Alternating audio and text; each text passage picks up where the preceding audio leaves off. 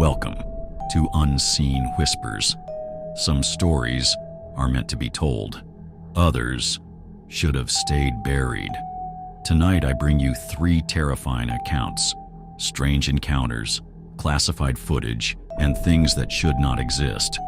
Stories that will make you question what lurks in the shadows and what our world is truly hiding. But before we begin, tell me, have you ever experienced something you can't explain? Leave your story in the comments below. Now, turn off the lights, put on your headphones, and prepare yourself for what lies ahead. This is Unseen Whispers. The asylum that waits. The place wasn't on any maps. St. Dymphna's Asylum had been shut down in 1963 after a fire gutted half the East Wing, killing dozens of patients and staff. Officially, it had been demolished years later, but there it stood.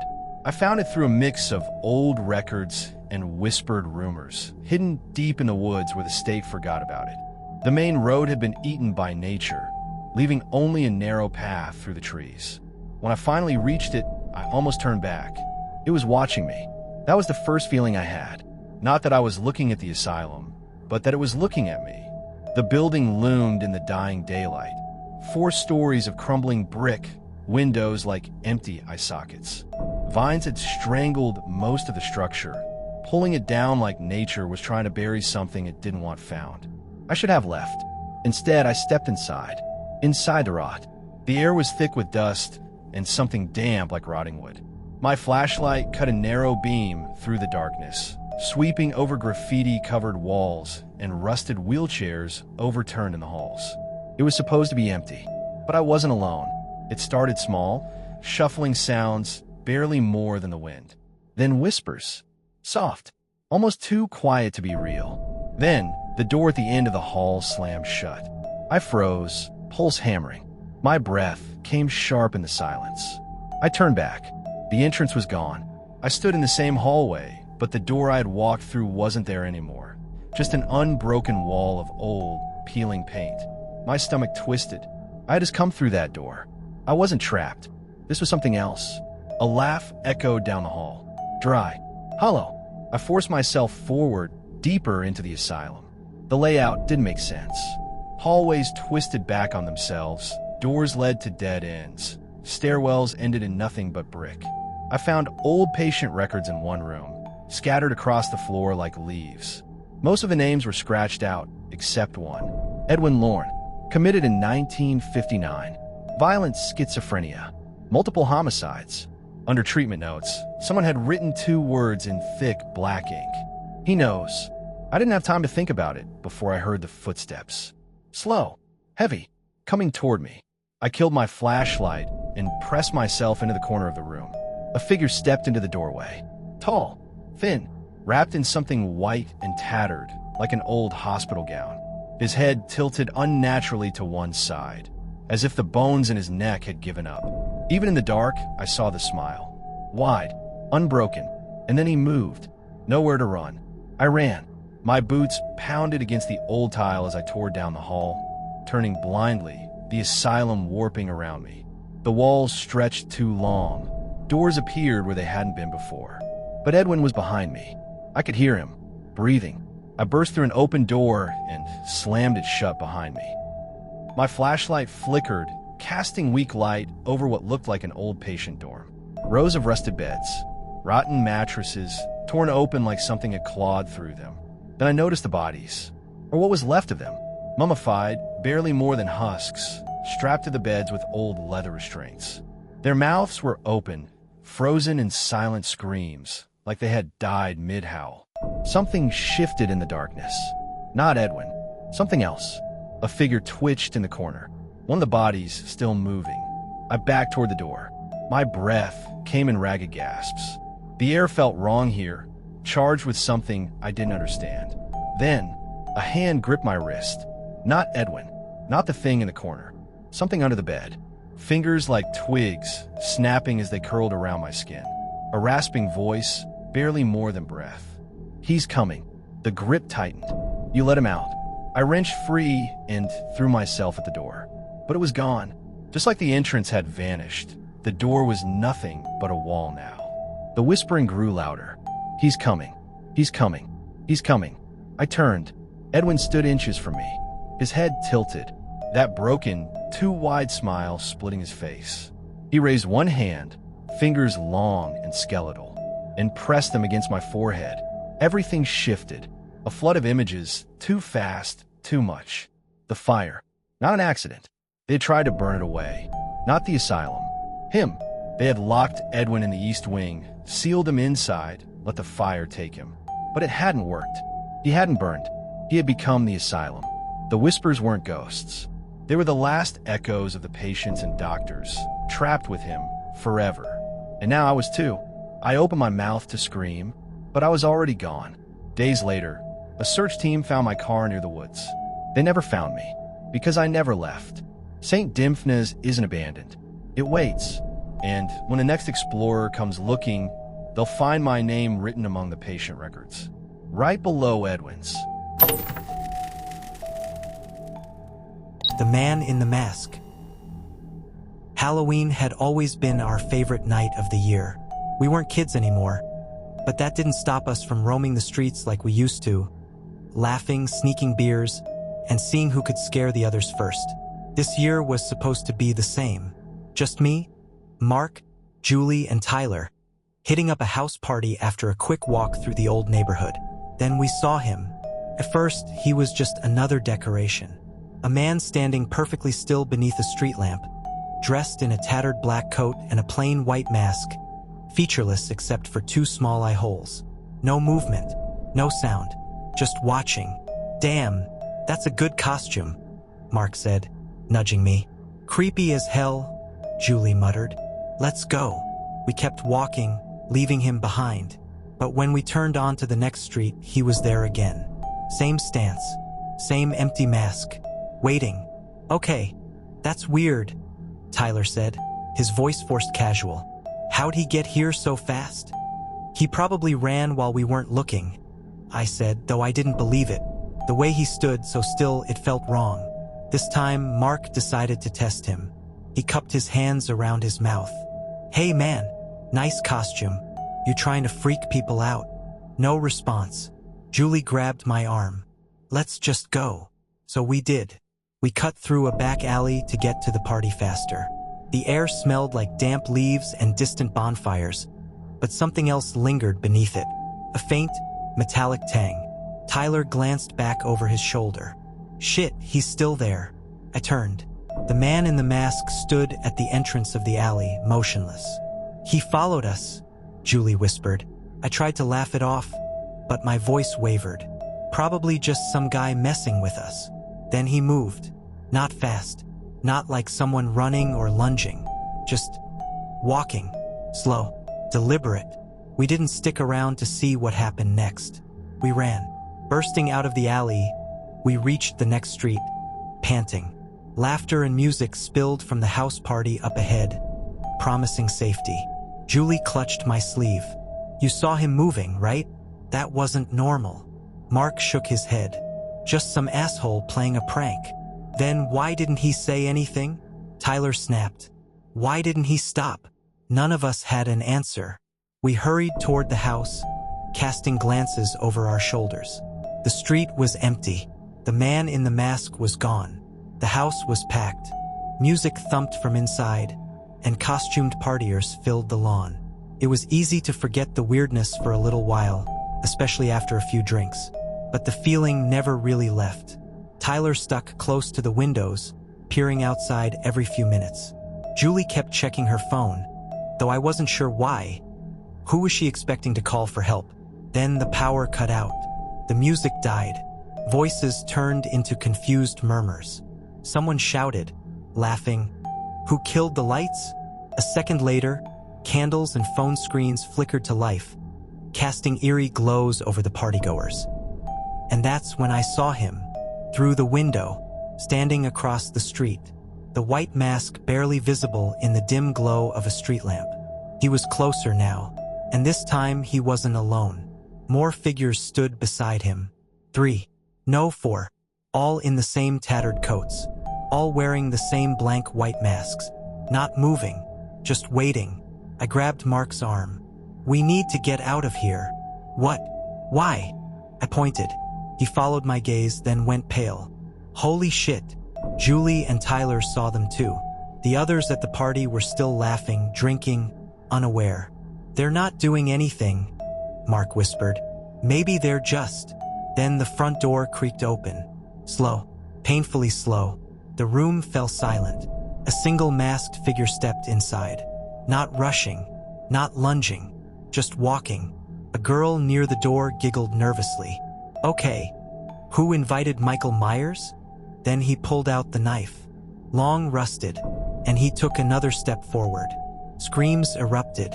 Chaos broke out as people shoved toward the back door, knocking over furniture, spilling drinks. We ran, out the back, through the yard, leaping over a low fence into the neighboring street. My heart pounded so hard it felt like my ribs would crack. Julie was sobbing. Tyler swore under his breath. Where do we go? I gasped. My place, Mark said. It's close. We sprinted, never looking back, never stopping.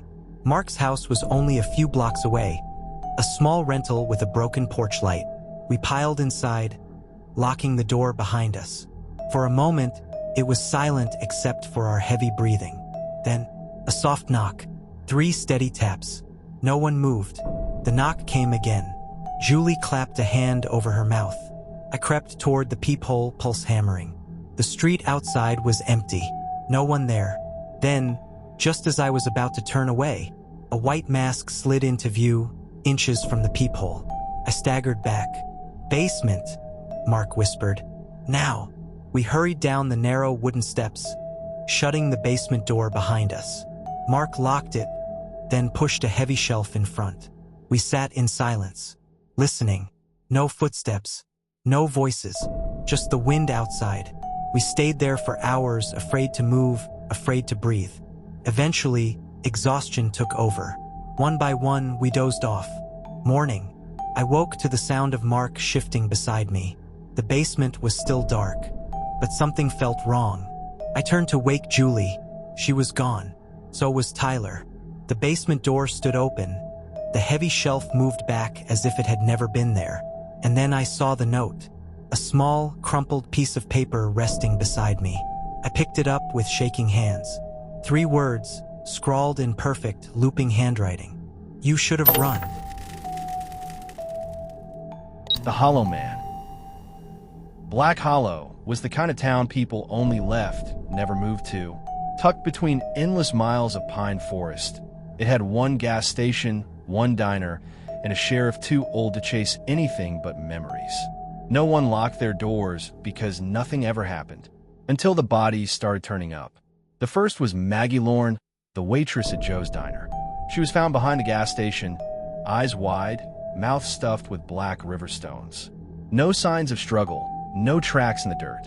Just her, arranged like a broken doll, her hands folded neatly over her stomach. People murmured about outsiders, maybe some drifter passing through. But then came the second. Pastor Thomas, hung from the rafters of his own church, his arms outstretched like he was trying to fly. His tongue had been cut out, found later in the collection plate, wrapped in a piece of paper. That was when the town began to change. People started locking their doors. Parents pulled their kids from school. Every sound in the woods became a threat. Every shadow, something lurking. And then there was me.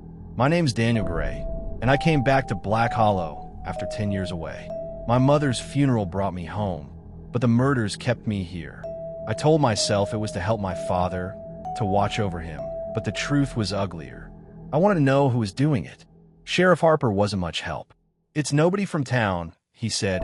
Rocking in his chair like this wasn't a town with 2 dead bodies in a week.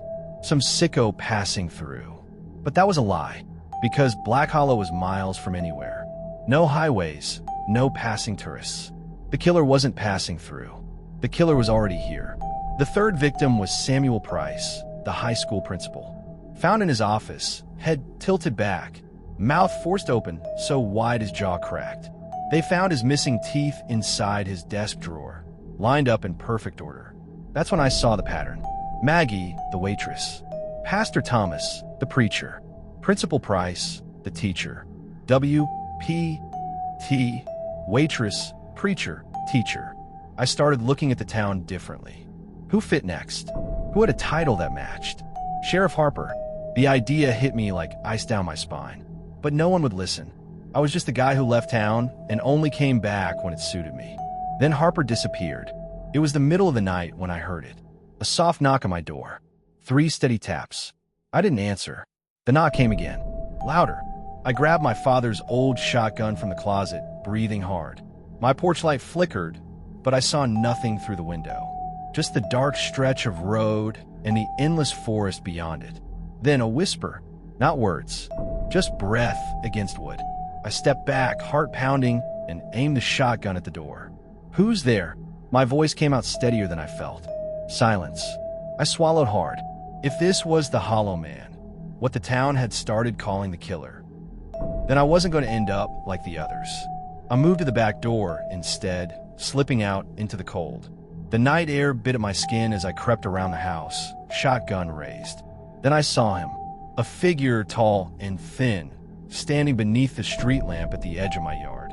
His face was obscured by a dark hood, but I could see his mouth stretched into a wide, unnatural grin. He lifted a hand, waved, like he was saying hello. I raised a shotgun, but before I could fire, he was gone. Not ran, not ducked, just gone. That night, I didn't sleep. I sat in my father's old armchair, shotgun across my lap, waiting. Every creak of the house set my teeth on edge. Then the knock. 3 steady taps. I rose slowly, gripping the shotgun, my pulse a hammer in my ears. This time, I wouldn't hesitate. I yanked the door open and fired.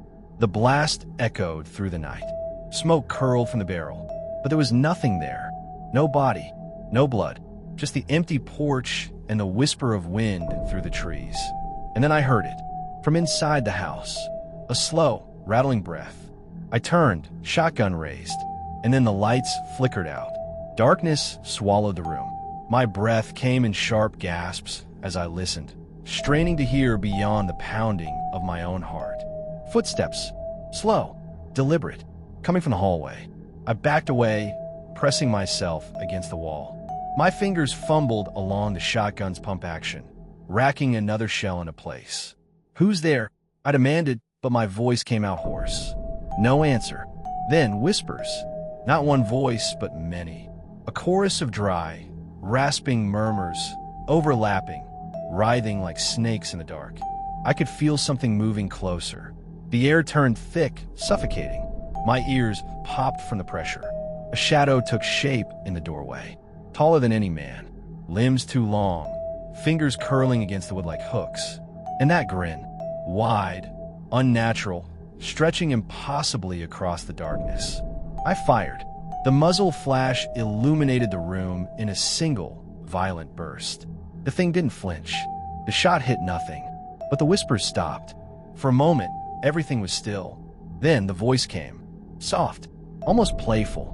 You were supposed to leave. My stomach turned to ice.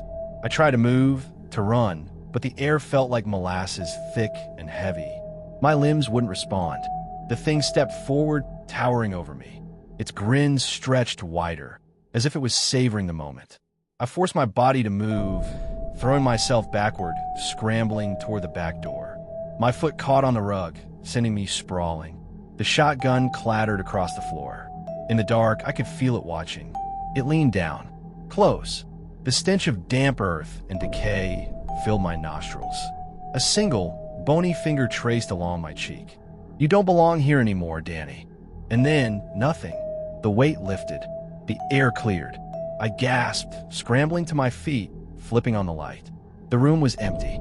The shotgun lay where I had dropped it. The door was still locked, but on the floor where the thing had stood was a slip of paper. I picked it up with shaking hands. 3 words, written in perfect, looping handwriting. Last warning. Leave. By sunrise, I was gone. I didn't pack. I didn't say goodbye. I got in my car and drove, watching the trees blur past in the rearview mirror. As I left Black Hollow behind, the radio crackled, breaking through the static for just a second. A whisper, a laugh, and then silence.